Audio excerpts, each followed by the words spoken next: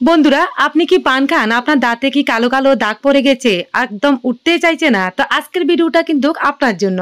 আজকে আমি দুইটি দারুণ দারুণ টিপস নিয়ে আসলাম। একটি হলো কিভাবে পান খেলে দাঁতের দাগ উঠানো যায়, আর আরেকটা হলো কিভাবে দাঁত ব্যথা করলে একদম 2 মিনিটে দাঁত ব্যথা কমে যাবে, সেই টিপসটা আজকে নিয়ে আসলাম। এই দেখুন, দাঁত যদি সুন্দর থাকে তাহলে হাসি দিতেও খুবই ভালো লাগে। তো অনেক সময় দেখা যায় আমরা কিন্তু দাঁতগুলি একদম কালো কালো দাগ পড়ে যায়, তো সেই কারণে আমরা কিন্তু একদম ভালোভাবে হাসিও দিতে পারি না। তো বন্ধুরা, আমরা কিন্তু অনেকে পান খাই, কিন্তু অনেক দিন যাবৎ পান খেতে খেতে দাঁতে কিন্তু একদম কালো কালো দাগ পড়ে যায়। এই দাগগুলি উঠানোর জন্য এখানে নিয়েছি আমি 1 চামচ হলুদ, আর নিয়েছি কোলগেট। তো যে কোনো ধরনের কোলগেট হলেই হবে।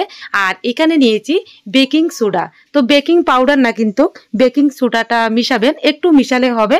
আর নিয়েছি লেবু। তো লেবু তো আমাদের দাঁতের জন্য অনেক উপকারী, আর লেবুতে আছে ভিটামিন সি। এগুলি তো দাঁতের অনেক উপকার। আর একটু আমি এখানে লেবু চিপে দেব। এই দেখুন, লেবু আর কোলগেট আর দিলাম বেকিং সোডা আর দিলাম হলুদ, এগুলি একসাথে ভালোভাবে মেশাতে হবে।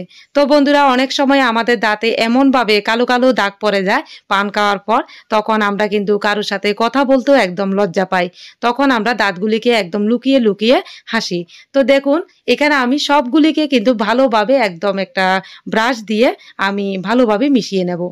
এই দেখুন, আমি সবগুলি কিন্তু একসাথে মিশিয়ে নিয়েছি। তো আপনারা যখন সকালবেলা দাঁত ব্রাশ করবেন তখন কিন্তু এই পদ্ধতিটা ব্যবহার করে দেখুন, একদম কালো কালো দাগ তো থাকবেই না, আপনার দাঁত একদম মুক্তোর মতো সাদা হয়ে যাবে।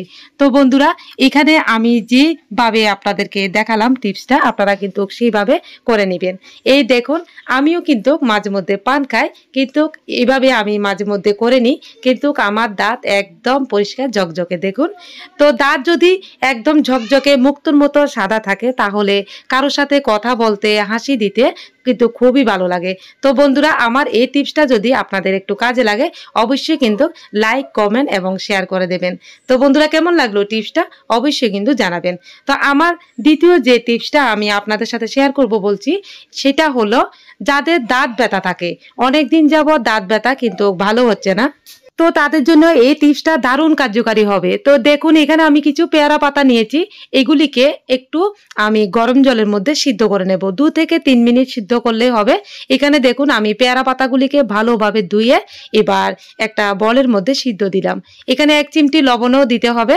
এই দেখুন, এগুলি সিদ্ধ হতে হতে এই জল কিন্তু কালারটা একদম অন্যরকম হয়ে গেল। দেখুন, এই কালারটা একটু হলদেটে হয়ে গেছে, এটাই আপনার দাঁত ব্যথা একদম কমিয়ে দেবে।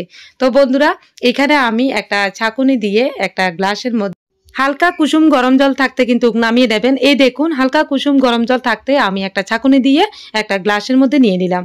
তো বন্ধুরা, যাদের আপনাদের অনেক দিনে যাবৎ দাঁতে ব্যথা, আপনারা কিন্তু এইভাবে পেয়ারা পাতা সিদ্ধ করে এইভাবে কুলকুচি করে 2 থেকে 3 বার করে নিলে হয়ে যাবে। তো বন্ধুরা, করে কিন্তু দেখবেন আপনাদের দাঁতে ব্যথা কিন্তু একদমই থাকবে না। তো আমার ছোট মেয়ের এইভাবে দাঁত ব্যথা করতো, তো আমি মাঝে মধ্যে এইভাবে করে দিতাম।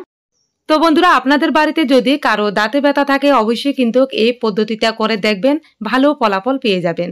তো বন্ধুরা, আমার আজকের ভিডিওটি আপনাদের কাছে কেমন লাগলো অবশ্যই কিন্তু জানাবেন। আর আপনাদের যে পান খেলে দাঁতে দাগ পড়ে যায় সেটা কিন্তু আর থাকবে না। আপনারা কিন্তু অবশ্যই বাড়িতে করে দেখবেন, আপনাদের দাঁত একদম ঝকঝকে মুক্তোর মতো হয়ে যাবে। আমার যে দ্বিতীয় পদ্ধতিটা, সেটাও করে দেখবেন, আপনাদের আর দাঁতে ব্যথা থাকবে না, আপনাদের দাঁতে ব্যথা একদম 2 মিনিটে সেরে যাবে। তো বন্ধুরা, অবশ্যই কিন্তু করে দেখবেন, তাহলে বুঝতে পারবেন আমার এই পদ্ধতিটা অনেক ভালো, একদম উপকারী। তো বন্ধুরা দেখুন, এইভাবে দাঁত যদি পরিষ্কার একদম দাগ মুক্ত থাকে তাহলে কিন্তু একদম হাসি দিতে, কারোর সাথে কথা বলতে খুবই ভালো লাগে। তো বন্ধুরা, ভিডিওটি ভালো লাগলে অবশ্যই লাইক, কমেন্ট এবং শেয়ার করে দেবেন।